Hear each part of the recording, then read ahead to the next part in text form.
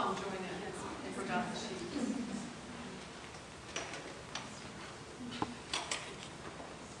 The enemy comes in a roaring like a flood, coveting the kingdom and hungering for blood.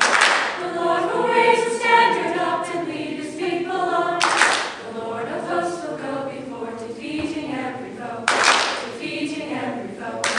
For the Lord is our defense, yes, who defend us. For the Lord is our defense, yes, who defend. Some trust in the chariots and some trust in the horse, but we will depend upon the name of Christ our Lord. The Lord has raised my hands to war and my fingers to fight. The Lord lays low our enemies, but raises us upright. He raises us upright. For the Lord is our defense, yes, who defend us. For the Lord is our defense, yes, who defend. Thousand miles on my left hand, 1,000 to the right. Yet he will defend us from the arrow in the night. Protect us from the terrors of the teeth of the devourer. You us with your spirit, Lord, encompass us with power. Encompass us with power. For the Lord is our defense, yes, who defend us. For the Lord is our defense, yes, who defend.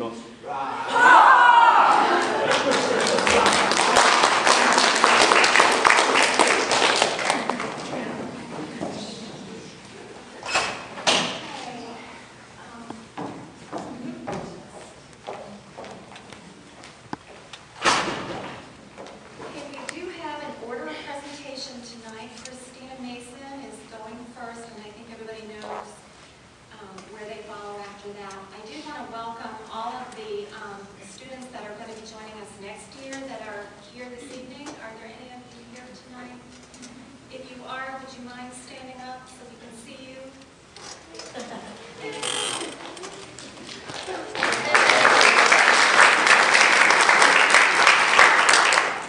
Well, welcome. We're glad you're here. And the 40-hour project truly is a culmination of everything that we have learned this year. Not every single thing, but hopefully it has something to do with a passion that the student has. Maybe it's some new skill they want to try, or a skill that they already have that they want to expand upon. Sometimes there are challenges within these 40-hour projects, and I've asked the students to share some of the challenges that they've had with the projects and how they overcame them. There are also moments of enjoyment with the project, and I've asked them to share that as well. And I've also asked them to close with a what's called a moral philosophy conclusion. And so I hope you'll all be listening for that, because that is the thing that answers why. Why does this matter? And how does it relate to what we studied this year? So on that note, I'm going to let Christina come on up and get started.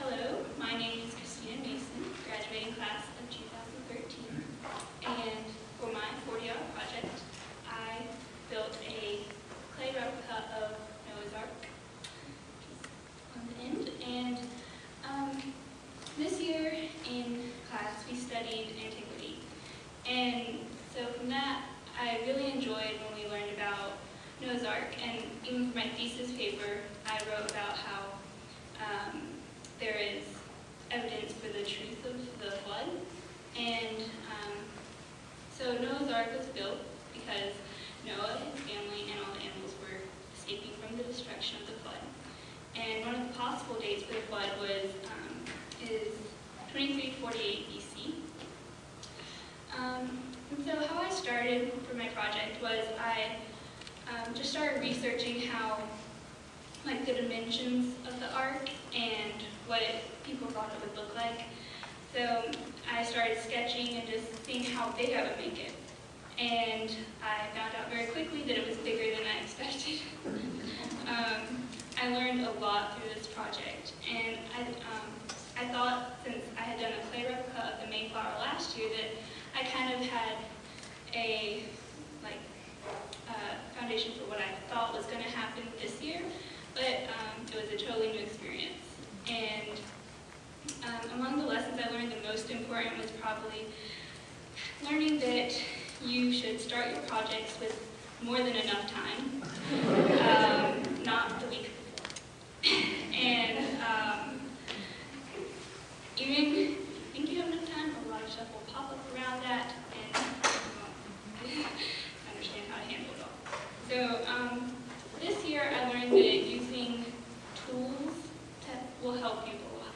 Because last year I didn't have any kind of tools for the actual making clay and everything, and so this year I went out and bought little tools to work with and a clay roller, which really helped because the clay I bought this year was unusually stiff, so it took much longer to get that to be workable.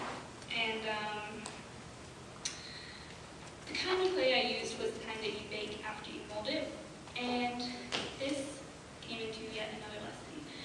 Make sure you know how big your oven is before you roll out your clay. Because no matter how much you try to force it in, you will not force a 30-inch slab of clay into a 24-inch oven. Since I could not bake the clay all as one, I ended up having to cut it into like 3 or 4 different sections, and then after it was baked, I glued it together and tried to make it look as nice as I could. So that led to a very important thing that I used this year, which is super glue. And I used it last year as well, very much. So that comes with its own challenges with gluing things that should not be glued.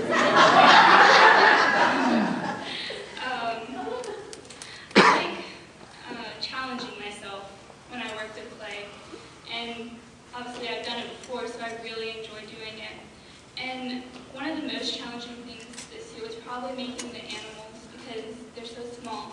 But I've always enjoyed making things really tiny and seeing how detailed I can get it. So, and in the end, like when you're making it look nice to present, it's always the fun part, because you're like, yes, I'm done. Now I can make it look nice. So that was the fun part. And in the end, I thoroughly enjoyed this project, even with the difficult challenges that came up. But I've always loved working with clay, and this is the kind of project that shows me how I can connect 2 of my favorite things. One is working with clay, and the second is working with children. I've always loved teaching children and being with them. So one thing I thought of was I can maybe use this in helping teach kids. And a lot of the children's books out there about Noah's Ark don't give a good representation of what it looks like. If you've seen them, they're all one little boat with all the animals stuffed in and no room for anything else.